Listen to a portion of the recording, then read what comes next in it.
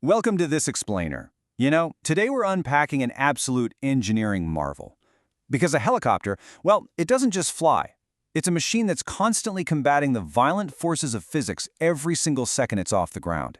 It's this beautiful, intricate dance of aerodynamics, mechanics, and just pure human precision.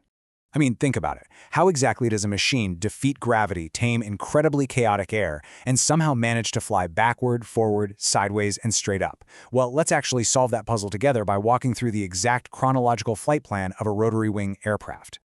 All right, let's kick things off with Section 1, Cockpit Controls and Startup. So, imagine you're sitting in the pilot's seat. It's kind of wild because your limbs are doing completely different things all at once. Your left hand, it's on the collective. You pull up to go up, push down to descend. Then your right hand rests slightly on the cyclic, which tilts the rotor disc to move you forward, backward, left, or right.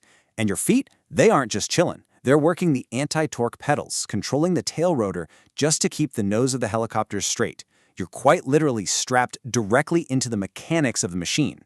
And here's the kicker. Everything is interconnected. When you raise that collective in your left hand, you are simultaneously increasing the pitch angle of all the main rotor blades. Sure, that creates more lift, but it also creates way more drag. And that drag, it causes your engine RPM to drop. Now, to maintain a constant RPM, which is absolutely essential in a helicopter, by the way, you've got to roll on the throttle to compensate. So, pull up, drag increases, RPM drops, roll on the throttle. It is just this continuous, high-stakes balancing act. Because of all that complexity, pilots have to build a really solid, safe foundation before ever leaving the Earth. First, you verify the clutch is disengaged and your gauge needles are split. Then you fire up the engine, immediately checking for oil pressure. After that, you run the engine at 50 to 60% RPM. Why? Well, to avoid these crazy sympathetic vibrations that could actually cause structural instability.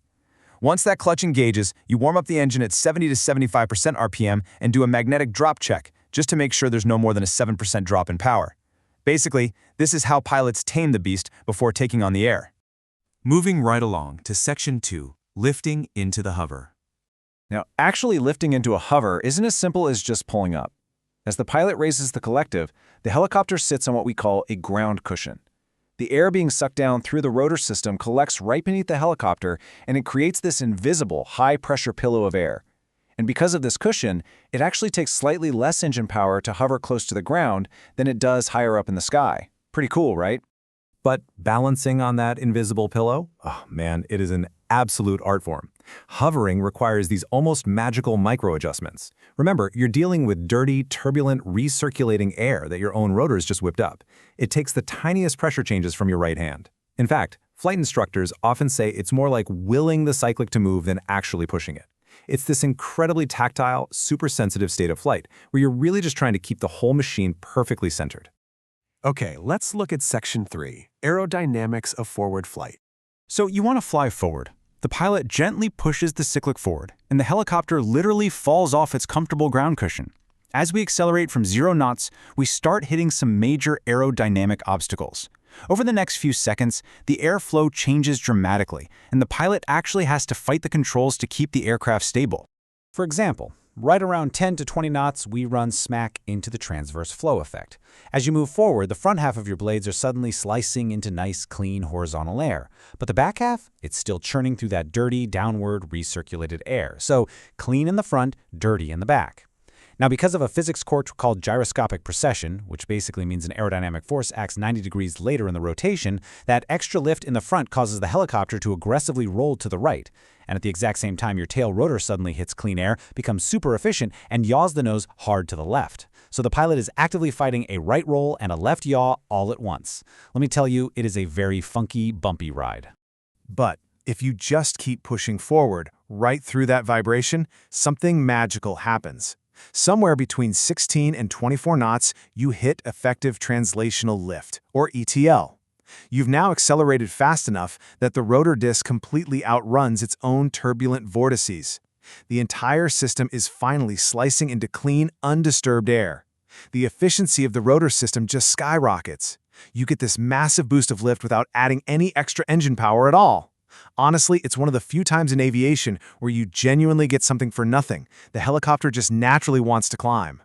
So, putting it all together, hovering is incredibly power-intensive because you're constantly fighting your own dirty, recirculated air. But forward flight, that's exactly where the helicopter wants to be. It slices cleanly into horizontal airflow, totally outrunning the turbulence. Basically, forward momentum is the absolute key to a helicopter's aerodynamic efficiency. Now let's get into Section 4, Advanced Takeoff Scenarios. Because, let's face it, not all helipads are perfectly flat, beautifully paved surfaces. What happens when the ground isn't flat? Or what if you're surrounded by tall trees and you have literally zero room to transition forward? Well, the physics we just learned get a whole lot more dangerous. Let's unpack a few of these advanced hazards. First up, dynamic rollover. This is terrifying. If one skid gets stuck on something, the center of gravity shifts and the helicopter will literally pull itself over. To survive sloping ground, pilots actually have to tilt the cyclic directly into the hill. What about confined areas with tall trees? You're forced into a towering takeoff, which is a pure, power-draining vertical climb. Up at high altitudes where the air is super thin, pilots have to do a running takeoff, basically sliding on the skids like an airplane until they finally find some aerodynamic lift. Every new environment throws a brand new, high-stakes physics equation at the pilot. And finally, we arrive at Section 5, the safe shutdown. Getting back down to Earth safely requires just as much rigid discipline as leaving it. You definitely don't just turn the key off. You reduce the throttle and lock the collective. The absolute crucial part here is waiting for the cylinder head temperature to drop. Shutting down too fast will severely damage the engine. After you disengage the clutch, you have to wait 30 full seconds before turning off the fuel mixture. Finally, you apply the rotor brake super gently, in about 5-second intervals, just to keep it from overheating. It's a very calculated, careful de-escalation of all that energy. We've seen the tiny micro-adjustments of the hover, the chaotic bumping of transverse flow, and the serious threat of dynamic rollover.